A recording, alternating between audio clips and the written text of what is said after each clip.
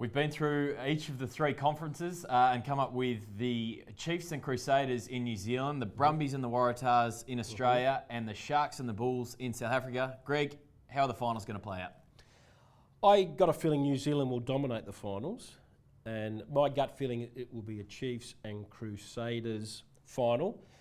Maybe the team that could cause a bit of trouble at that time, maybe the Brumbies. The Brumbies just depends how Tamur develops this year, how Pocock plays, whether the Brumbies type 5 can get themselves together. They may be the worries, but I've still got a feeling Chiefs, particularly with the Sonny Bill factor, gives him an extra edge. The Aaron Cruder factor, and they've got a good packet. So I've got a feeling the Chiefs will get up, but it will be a New Zealand final. That top spot at the finish of the regular season is massive. I think it's 12 of the last 14 season. The team finishing first has gone on to win the title. It's crucial. Well, particularly with the Chiefs playing in Hamilton. If they can get the finals there, that gives them a bit of an extra factor over the Crusaders. And then you got the situation. The Crusaders get top, playing in Christchurch, a very emotional arena because of what they've been through the last few years, and that can really build up. And also, the Crusaders fans are an element. They're a tough, rough mob.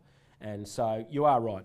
Getting top is so crucial. As New South Wales fan last year, playing those games out at Homebush were crucial. So you are right. Winning, getting on top of those, getting number one is important, and also getting top of your conference is important because it does give you an extra edge.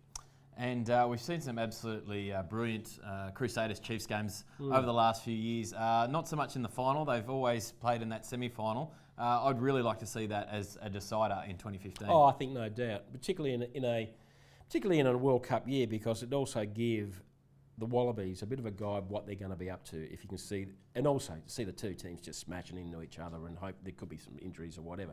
So yeah, I'm with you. I think a Chiefs Crusaders final would really be a great lead up to the World Cup.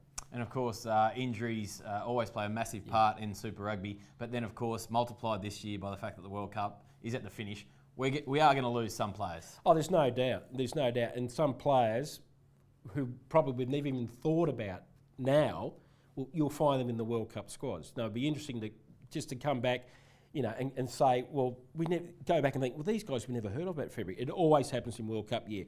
But as importantly, at this time of year, it's crucial how the depth of the provinces are. And that's where I think the New Zealand provinces have also got the strength over the others, because Crusaders are very strong, as are the Chiefs. They've got good backup in a number of positions where in Australia and South Africa it could be a little bit flaky if they lose a few. So we've got Super Rugby into Rugby Championship into the World Cup. It's a massive year. Oh, it's an overwhelming year. Like it's February, mid-February, and we're still gibbering on early December. Hallelujah. And of course, all your rugby info and news and views will be at ESPN Scrum. Greg, you'll be back with Ruck and Maul in your usual 2 or 3 columns a week. Yep. Well, we're all starting to amp up now. So just keep watching. There's already plenty going on, which I'll reveal hopefully next week. Roll on Super Rugby.